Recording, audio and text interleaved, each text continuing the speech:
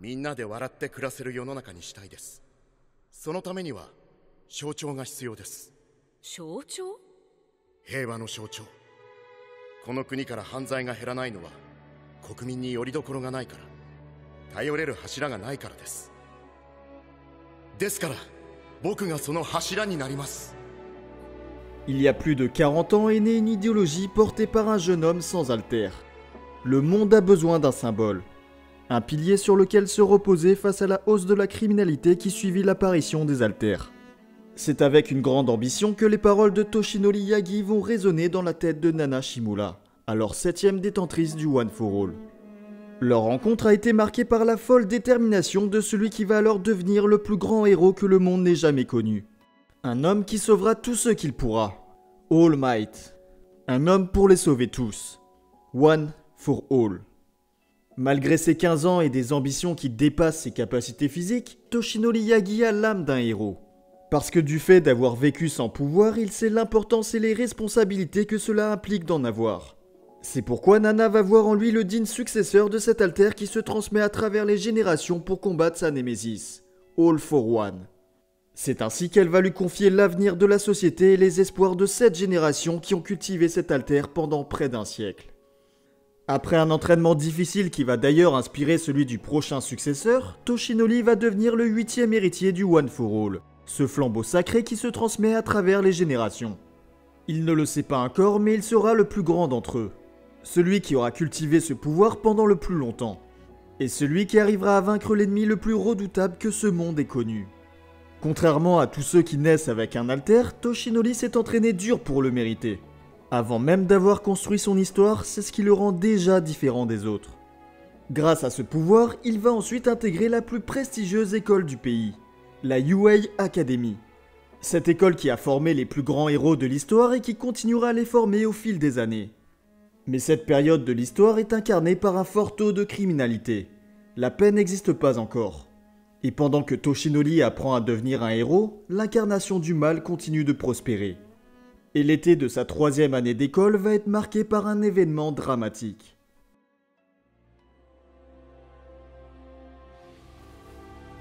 All Might. あと頼んだ。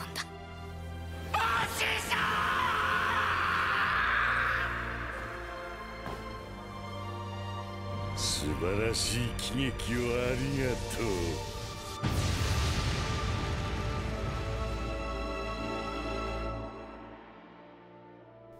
Dans un combat qui opposait All for One à ses deux mentors Gran Torino et Nana Shimura, cette dernière perdit la vie en se sacrifiant pour sauver son élève. Le One for All devait être préservé coûte que coûte au péril de sa vie. Dans ses dernières paroles, Nana l'appela par son nom de héros.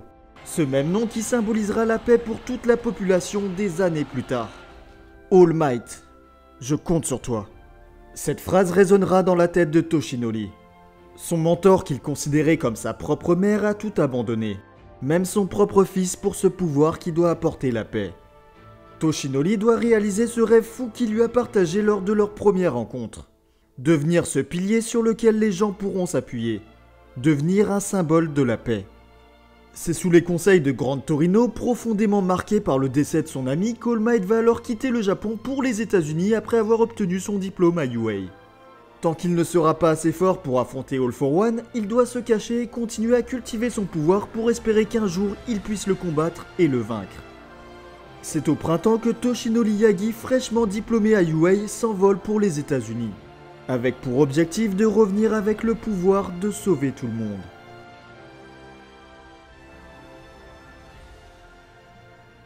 C'est ainsi que débute la carrière d'All Might aux États-Unis. Plus précisément en Californie où il fit la rencontre de David Shield, un jeune scientifique prisonnier des flammes suite à une explosion dans un laboratoire. All Might n'a pas hésité une seconde à le sauver de l'incendie ainsi que tous les autres scientifiques. Suite à cet événement, David Shield deviendra par la suite son associé notamment pour tous les équipements technologiques dont il a besoin. C'est lui qui a créé tous les costumes d'All Might afin de les rendre plus résistants, de son jeune âge à l'âge d'or en passant par l'âge d'argent et l'âge de bronze. Le futur numéro 1 des héros va continuer à se perfectionner durant ses années à l'université. Son nom commence petit à petit à se faire connaître en dehors du Japon grâce à ses nombreux sauvetages. Lors de l'une de ses interventions, il va d'ailleurs sauver une famille d'une attaque de vilains.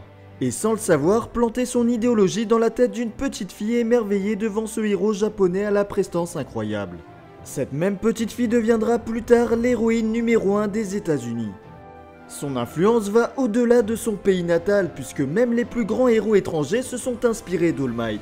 L'homme qui sourit pour sauver l'âme des victimes en plus de les sauver physiquement. Toujours accompagné de sa phrase fétiche. もう大丈夫。なぜって？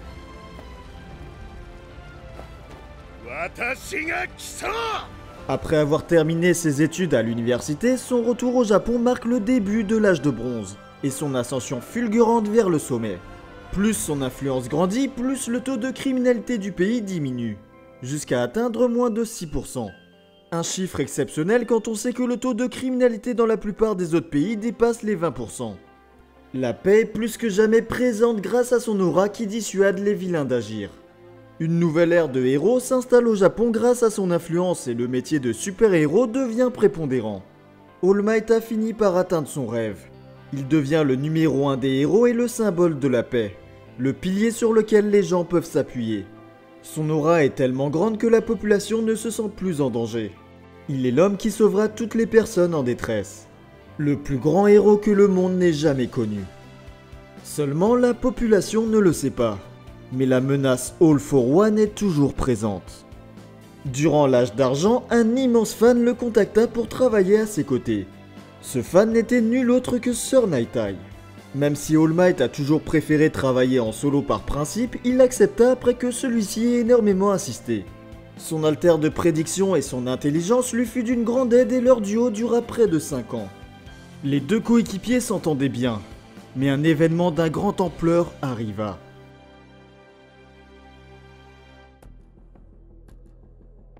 All Might affronta de nouveau All for One, des années après la mort de Nana.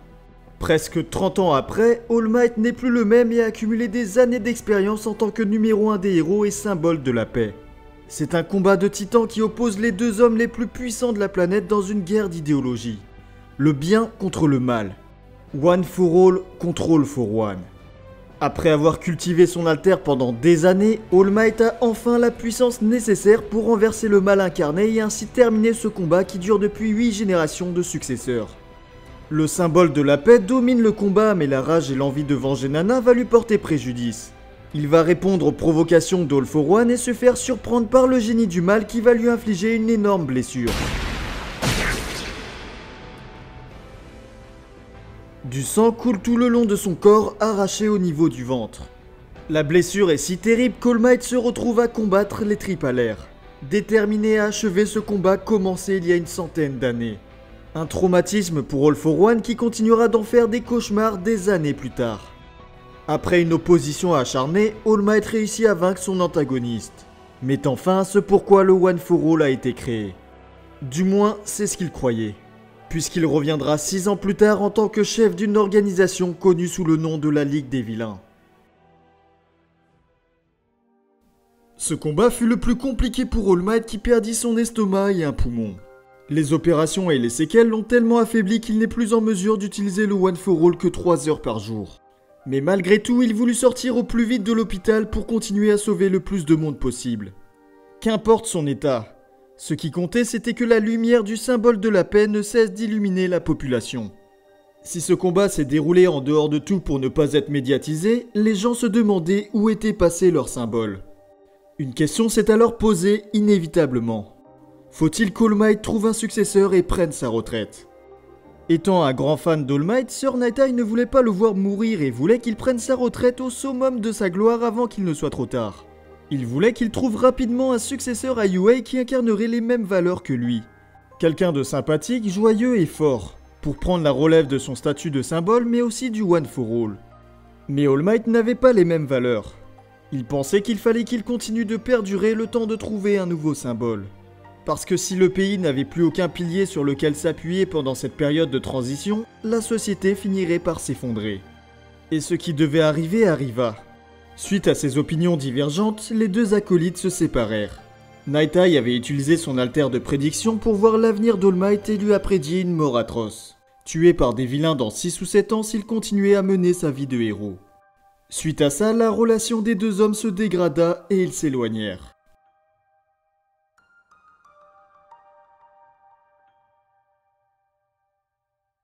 Un an plus tard, All Might fit la rencontre d'un jeune inspecteur nommé Tsukoichi Naomasa.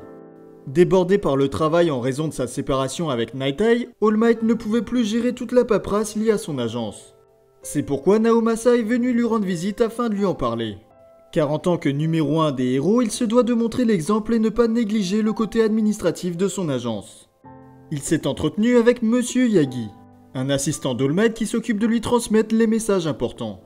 Mais le secret n'a malheureusement pas duré très longtemps pour Naomasa qui s'est vite rendu compte que ce Monsieur Yagi n'était nul autre que la véritable identité du symbole de la paix. L'ayant découvert par accident, il lui promit de ne révéler son identité à personne. C'est ainsi que l'amitié entre All Might et Naomasa débuta, ce dernier devenant par la suite l'un de ses amis les plus proches, lui révélant au passage tous les secrets du One for All. Une amitié importante puisque c'est grâce à Naomasa qu'All for One fut vaincu à Kamino quelques années plus tard. Après 4 ans avoir continué ses services de super-héros et prolongé son statut de symbole de la paix, All Might se décide enfin à trouver un successeur. Le principal Nezu le contacta pour lui proposer un poste de professeur au lycée Yuei dans lequel il a fait sa scolarité, mais aussi pour lui présenter un jeune élève qui vient de rentrer en 2e année. Un élève très prometteur et pouvant prendre le relais de par son caractère jovial semblable à All Might. Cet élève se nomme Mirio Togata. Toujours optimiste avec une grande envie d'aider la population, il est pour Sir Night Eye le successeur parfait en plus d'avoir un très bon alter. All Might se décida à le rencontrer et se rendit à Mustafu pour s'entretenir avec lui. Alors qu'il faisait ses courses dans un supermarché, un vilain débarqua dans le coin mais prit la fuite en voyant que le numéro 1 des héros était dans les parages. Il tomba par hasard sur un jeune collégien et alors qu'il s'apprêtait à lui voler son corps, All Might intervint pour le sauver.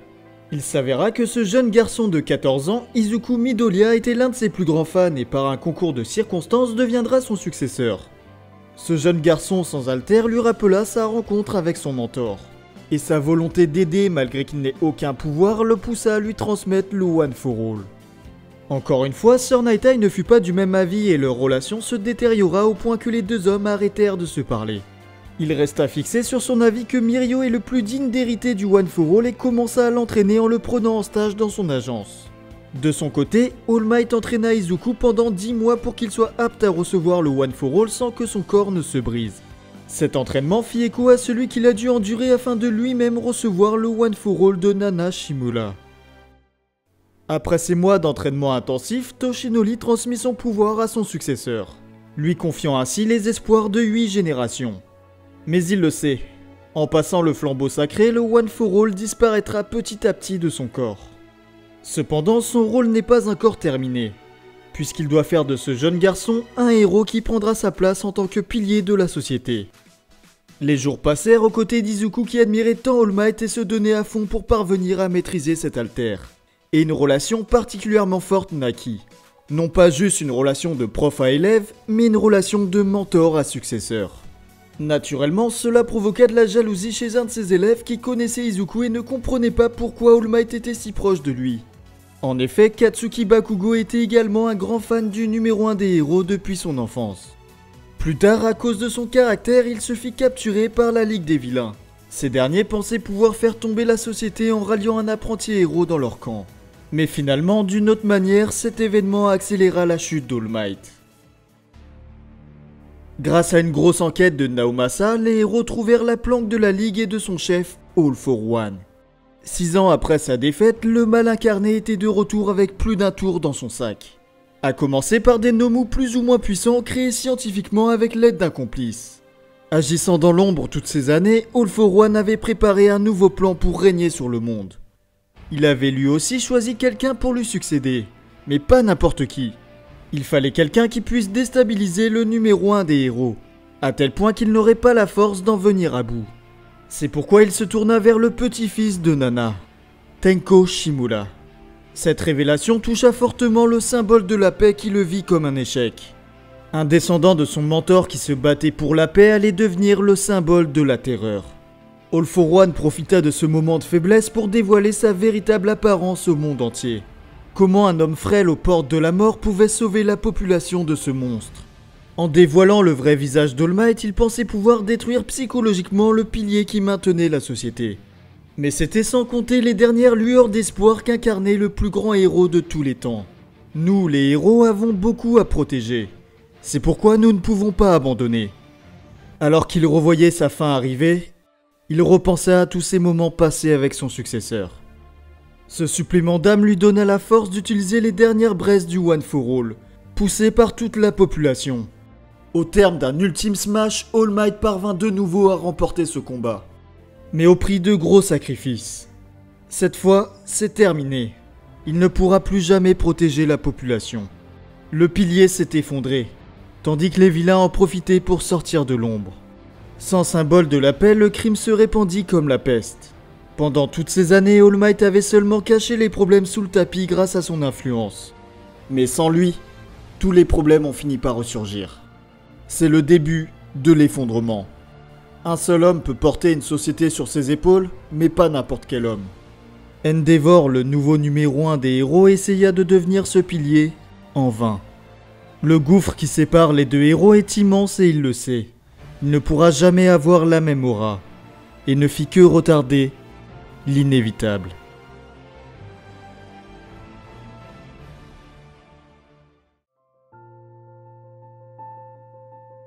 Dans ses derniers jours de paix, Toshinori continua d'entraîner Izuku, et il fit la promesse à sa mère de le protéger jusqu'à sa mort. Il partagera ensuite le secret du One for All avec Bakugo qui se sentait responsable de sa retraite prématurée. Mais on ne peut réécrire l'histoire. All Might est mort, mais pas Toshinori. Il compte sur l'avenir des héros qu'il a inspirés pour réussir là où il a échoué. Avoir une paix stable qui ne s'arrête pas en remplaçant le pilier. Une paix qui ne repose pas sur un seul homme, mais sur tout un collectif de héros. Et c'est pour les former qu'il a décidé de rester en vie malgré la menace de Shigaraki. Malgré le sentiment d'impuissance qui le ronge, Toshinori Yagi restera à jamais le héros le plus influent du monde. Celui qui aura accompli le plus de choses. Un homme sans alter qui a construit son histoire grâce à sa volonté et son désir de sauver les gens. Même s'il a reçu un pouvoir immense, c'est ce qu'il en a fait qui l'a rendu si exceptionnel. Quelle que soit la situation qu'il a traversée, Toshinori est toujours resté droit dans ses idéaux. C'est ce qui lui a permis de façonner une société à son image, où la population ne vit plus dans la peur. Il a inspiré plusieurs générations de héros, et même après sa retraite, continuera de donner de l'espoir aux générations futures. All Might n'est pas mort. Il continuera à vivre à travers les nouveaux héros comme un symbole. Une légende, connu comme étant le plus grand héros de l'histoire.